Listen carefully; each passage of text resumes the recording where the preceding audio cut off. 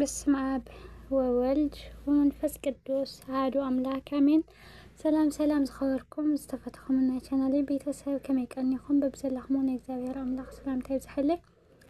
እንኳዕ ዓመታዊ ክብረ በዓል 28 ጥቅምቲ አብጽሐኩም ኩለኩም ፈቱ አጋጣሚ ትማሊ ነይሩ።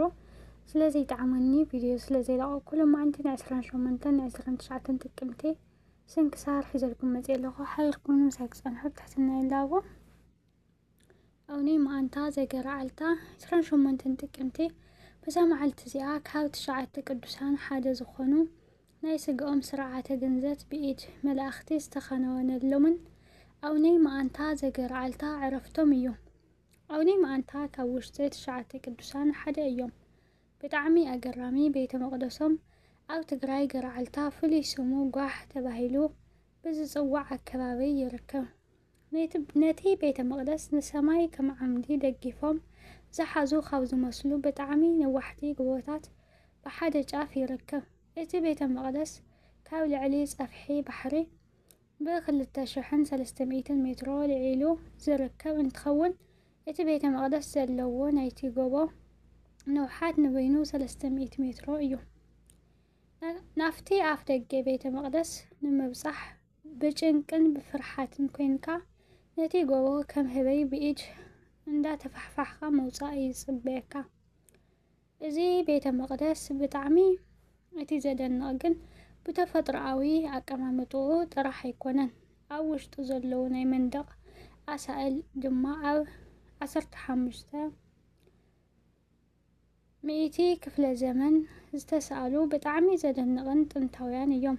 ብዛዕባ እዚ ብጣዕሚ መስተንክራዊ ዝኾነ ናይ አውነ ማንታ ቤተ መቅደስ ገድሊ አቡነ አረጋዊ አቦና ብሞት ኣብ ዝዓረፉሉ ግዜ ናይ ስግኦም ስርዓት ገንዘት ብኢድ መላእኽቲ እዩ ተኸናዊኑ።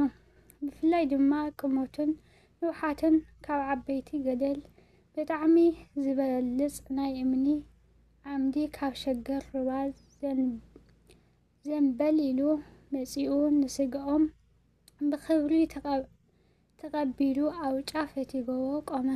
ክሳብ ሎሚ ድማ ፈጺሙ ከይተነቓነቐን ከይተናወፀን ቀጥ ኢሉ ቆይሙ ይርከብ በማለት ይገልጽ። ንእግዚአብሔር ምስጋና ይኹን። ንኣነ እውን ብጸሎት እዞም ቅዱስ አቦ ይምሓረና በረከቶም እውን ምስ ኩላትና ህዝበ ክርስቲያን ይኹን አሜን።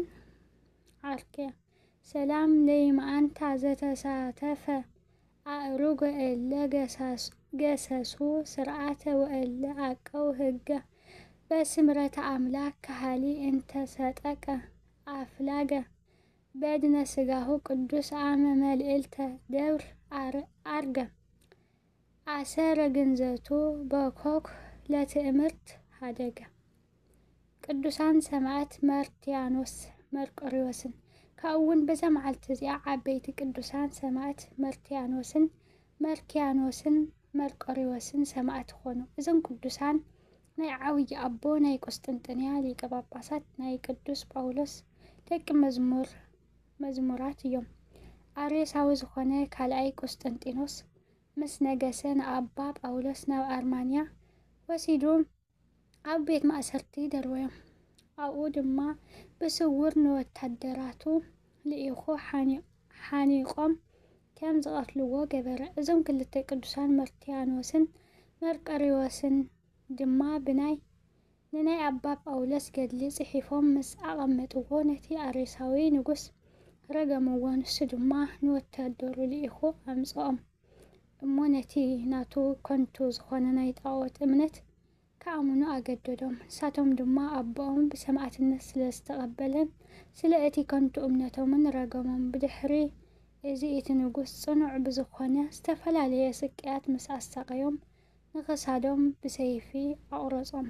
ቅዱስ ማርትያኖስ ቅዱስ መርቆሪዎስን ድማ ሰማዕትነቶም ፈጺሞም ናይ ክብሪ ኣኽሊል ተጓናጸፉ። ቅዱስ ዮሃንስ አፈወርቅ ድማ ኣብ ዘመኑ ታሪኾም ምስ ዝሰምዐ መልእኽተኛታት ልኢኹ ንቅዱስ ስግኦም ናብ ቁስጥንጥንያ ብክብሪ ኣምጽኡ ቤተ ክርስቲያን ሰሪሑ ንኣስከሬኖም ብክብሪ ኣቐመጦም። በዓሎም እውን ብድምቀት ኣኽበረሎም። ንእግዚአብሔር ምስጋና ይኹን። ኣነ እውን ብጸሎት እዞም ቅዱስ አቦ ይምሓረና በረከቶም እውን ምስ ኩላትና ትኹን ዘለዓለመ ዓለም አሜን። ዓርኬ ሰላም ለመርክያኖስ ዘተጋደለ በጽንኡ ወለመርቆሪዎስ ስንኡ ለሊቀ ጳጳሳት ጳውሎስ እስመ እምንቱ አርዳኡ እለ ሰለጡ ገድሎሙ ወአስበ ስብሃቶሙ ነስኡ ድህረ መምህሮሙ ፈጸመ ለስምዖ ካብኡውን በዛ መዓልቲ እዚኣ ናይ ኣባ መቅዱ ኣባ መቃርዮስን ከምኡውን ኣቦኡ ኖህ እግዚኣብሔር ናይ ያፌት ግዝኣት የስፍሕ ኢሉ ዝመረቆ ወዲ ኖህ ያፌት መዘከርቶም እዩ። በረከቶም ድማ ምሳና ትኹን ኣሜን። ንእግዚኣብሔር ምስጋና ይኹን። ኣነ እውን ጸሎቶም ቅዱሳን ይምሓረና ዘለዓለመ ዓለም ኣሜን። 29 ጥቅምቲ በዛ መዓልቲ እዚኣ መዘከርታ በዓል ልደት ጎይታና መድሓኒትና ኢየሱስ ክርስቶስ ካብ እመቤትና ቅድስት ድንግል ማርያም ዝከረሉ እዩ። ምስጋና ንዕኡ ንሕያዋይ ኣቦኡን ንመሓሪ ረብሃልን መንፈስ ቅዱስን ይኹን ዘለዓለመ ዓለም ኣሜን። ዓርኬ ሰላም ለልደትከ በበትረ ኣሮን ዘተርእየ ኣመፀገየት ወፈረየት እንበለ ይስቅይዋ ማየ ኢየሱስ ክርስቶስ መድህኔ ገጽየ ከመ ትምሃረኒ ስመርችያየ እስመ አንተ ትቤ መሃሩ ነዳየ። ቅዱስ ዲሜጥሮስ ዘሃገረ ተሰሎንቄ ካብኡ እውን በዛ መዓልቲ እዚኣ ዓብይን ክቡርን ቅዱስ ዲሜጥሮስ ዘሃገረ ተሰሎንቄ ኣብ ዘመነ ከሓዲ ንጉስ መክስያኖስ ብሰማዕትነት ዓረፈ። ዓዱ ተሰሎንቄ ዝኾነ እዚ ዲሜጥሮስ ዝተባሃለ ሰማዕት ኣብ ዘመነ ከሓዲ ንጉስ መክስያኖስ ሰማዕትነት ዝተቐበለ እዩ። ናይ ቤተ ክርስቲያን ትምህርቲ ተማሂሩ ምስ ዓበየ ኣብ ዝቐንዐት ሃይማኖት ብምጽናዕ ወንጌል ምሂሩ ናይ ምእመናን ህይወት ዘድሕን ኮነ። ንብዙሓት ካብ ኣምልኾቶ ጣዖት ንእግዚኣብሔር ናብ ምምላኽ ስለ ዝመለሶም ክፍኣት ስለዚ ነገር ኣብ ቅድሚ ከሓዲ ንጉስ ወንጅሎምዎ። ንጉስ ድማ ጭፍርኡ ልኢኹ ምስ ኣምጽኦ ንጣዖታት ዕጣን ኣዕርግ በሎ። እዚ ቅዱስ ድማ ብዘይካ ንእግዚኣብሔር ንኻልእ ዝግዝአሉ ኣምላኽ የለን በሎ። ድሕሪኡ ንጉስ ብዙሕ ኣሰቃቂ ስቅያት ምስ ኣውረደሉ ኣሰሮ። ከምኡውን ንጉስ ንጣዖታቱ ንኽሰግድን መስዋዕቲ ንኸቕርብን ኣብ ዝሓተቶ ግዜ ቅዱስ ዲሜጥሮስ ድማ ንትእዛዙ ከም ዘይተቐበሎ ምስ ፈለጠ ንጉስ ንሰብነቱ ብኹናት ኣብ ብዙሕ ቦታ ወግኦ። ቅዱስ ዲሜጥሮስ ድማ ኣነ ብዘይካ ሓቀኛ ኣምላኽ ንጎይታይ ኢየሱስ ክርስቶስ ንዝረኸሱ ጣዖታት ክሰግድን ዕጣን ድማ ክዕርግን ኣይፈቅድን። ኣብ ሰብነተይ ድማ ዝደለኽምዎ ግበሩ በሎም። ንጉስ ሕዚ እውን ብተደጋጋሚ ብኹናት ኣውጊኡ ቀተሎ። ቅዱስ ዲሜጥሮስ ድማ ሰማዕትነቱ በዚ ፈጸመ። ንስግኡ ኣውፂኦም ምስ ደርበይዎ ድማ ምእመናን ኣልዒሎም ናይ መከራ ዘመን ክሳብ ዝፍጸም ኣብ ሳጹን ገይሮም ኣብ ሕቡእ ቦታ ኣንብርዎ።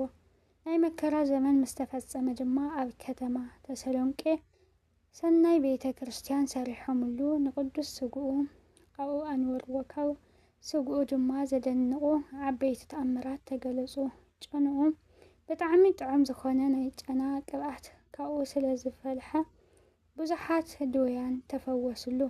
ብፍላይ ድማ ኣብ ናይ ዕረፍቱ በዓል ካብ ካልእ ዕለታት ብዝበለጸ ብብዙሓት ይፈስስ። እዚ ዓብይ ተኣምር ድማ ክሳብ ዓለም ፍጻሜ ከይተቋረጸ ክነብር እዩ።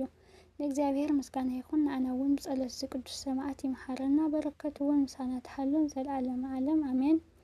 ዓርኬ ሰላም ለከ ዲሜጥሮስ ሰማዕት ርጉዘ ጎቦ በኹናት እስእለከ ህጽረኒ በጽጌ ቅድሳት እያማእርር ጉርኤ ጸቃውዓ ዘማህርስት ፈዳይ መጥባሕት ስሁል ወመሪር ሞት። ካብኡ እውን በዛ መዓልቲ እዚኣ ዓርኪ ቅዱስ ዲሜጥሮስ ናይ ዝኾነ ናይ ቅዱስ ስቅጣር ሰማዕት መዘከርታ ዕረፍቱ እዩ። እግዚአብሔር ብጸሎቱ ይምሓረናን ዘለዓለመ ዓለም ኣሜን።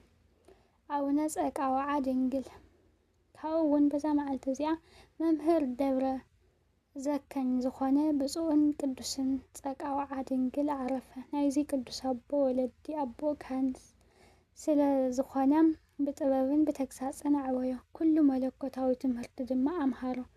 ዓብይ ወዲ 40 ዓመት ኣብ ዝኾነሉ ግዜ ኣቦኡ ኣብ ውሽጢ ሓደ ገዳም መንኩሱ ብመምህርነት ተመረጸ። ኣብ ናይ ኣባ ገብረ ማርያም ወንበር እውን ተሾመ። ኣብቲ ግዜ እቲ ኣቦኡ ንወዱ ልብሲ ምንኩስና ኣልበሶ እሞ ንስሙ ጸጋውዓ ድንግል ኢሉ ሰመዮ። ካብታ ግዜ ጀሚሩ ድማ ብዘይምቁራጽ ብጾም ብጸሎትን ብዙሕ ብምስጋድን ዓብይ ተጋድሎ ተጋደለ። ድሕሪ እዚ ድማ ኣቡነ ጸጋውዓ ድንግል ኣብኡ ምስ ዓረፈ ኣብ ክንዲ ኣቦኡ ተሸመ እሞ ንኣባጊዑ ብጽቡቕ ኣተሓላልዋ ሓልዋ። ለይቲ ሙሉእ ድማ ኣብ ውሽጢ ባሕሪ ቆይሙ ይሓድር። ካብቲ ባሕሪ ምስ ወፀ ድማ ረሃጹ ኣብ ልዕሊ ምድሪ ክሳብ ዘንጠብጥብ ስግደት የዘውትር ነበረ። ምግቡ ድማ ዝደረቐ ባኒ ይምገብ እምበር ዝመቐረ ዝጣዕመ ኣይቐስምን።